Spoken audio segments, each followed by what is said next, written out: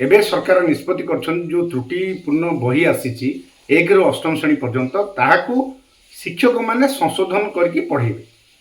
मु शिक्षक हिसाब से कहबी मु तो विद्यालय भूल पढ़ेबी नहीं ताको संशोधन करके पढ़ेबी किंतु वास्तव चित्र होउची विद्यालय अलगा शिशु बाटिका ठारू अष्टम श्रेणी 9टा श्रेणी एवं शिशु बाटिका ठारू पंचम श्रेणी होउची 6टा श्रेणी।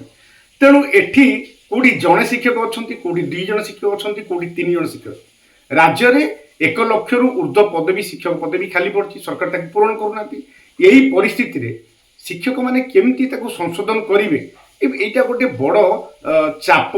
शिक्षक मान प्राथमिक शिक्षक मान चाप पड़ार देखा जहाँद्वारा कि शिक्षक मैंने चिंताग्रस्त अच्छा तेणु एपटे शिक्षक नियुक्ति करूना सेपटे एक्सट्रा बर्डन एवं एसआईआर कम चली किसी शिक्षक एसआईआर कम नियुक्ति होती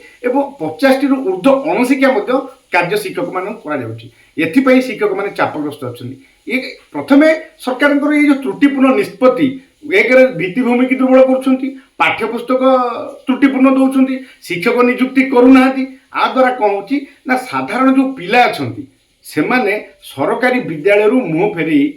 नौकरी घरोई विद्यालय को जाऊँच भावी सरकार ये निष्पत्ति बोधे सबू विद्यालय को घरोईकरण करने तेणु आम ये घरोईकरण जब सरकार करती विद्यालय को प्राथमिक विद्यालय को आम निश्चित भाव विरोध करूँ कि सरकार शिक्षक नियुक्ति दिंतु शिक्षक को चापग्रस्त करतुनि शिक्षक को स्वाधीनता दिंतु जमती से शिक्षादान करें एवं ये त्रुटिपूर्ण बही न देकी तुरंत बही छापिकी नुआ बही माने संशोधन करी से बही विद्यालय को जोगाई आम संगठन तरफ दाबी करूँ।